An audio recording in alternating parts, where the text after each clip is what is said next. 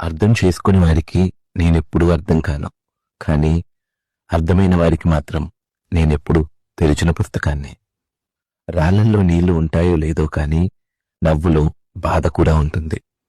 ఎక్కువ నవ్వుతుంటే ఏమైంది ఈరోజు నిజం చెప్పు అని అడిగే వాళ్ళ కోసం, నిద్రపోతున్నట్టు నటిస్తుంటే సర్లే ఇంక పడుకో అని తలనిమిరే చేయి కోసం, లేచి లేవగానే నా మొహం చూసి ఈరోజు ఇంకా అంతా బాగుంటుంది అని చెప్పేవారి కోసం ఎదురు చూసి చూసి నేనింతే ఇంకింతే అనేసుకుని నన్ను నేనే నీకింతే నువ్వు కావాలనుకోవట్లేదు అంటే వాళ్ళకి అదృష్టం లేదు అని అనేసుకుని చిన్ని చిన్ని సంతోషాల సున్నితత్వాన్ని అయిష్టంగానే ఇష్టం లేనట్టు నటిస్తూ కొన్నిటికి దూరంగా కొందరికి దగ్గరగా గలగలా మాట్లాడేస్తే మౌనాన్ని గెలిచేయచ్చు అని తొందరపాటుతో తడబాటుతో ఏదోలా నన్ను నేనే దాచేస్తూ నడిపిస్తున్నా.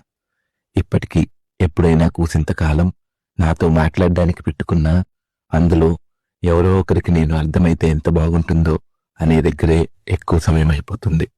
వాస్తవానికి నేను ఎక్కువ ఎక్స్పెక్ట్ చేస్తా కాబట్టి ఎక్కువగా ఇబ్బంది పడతా అని నాకు తెలుసు. కొన్నిసార్లు నేను వాళ్ళలా ఎందుకు ఉండకూడదు అని కటువుగా కరుకుగా ఉంటే నువ్వెందుకిలా మారిపోయావు అని అడిగేస్తారు. కానీ నేనెందుకలా అర్థం కాదు.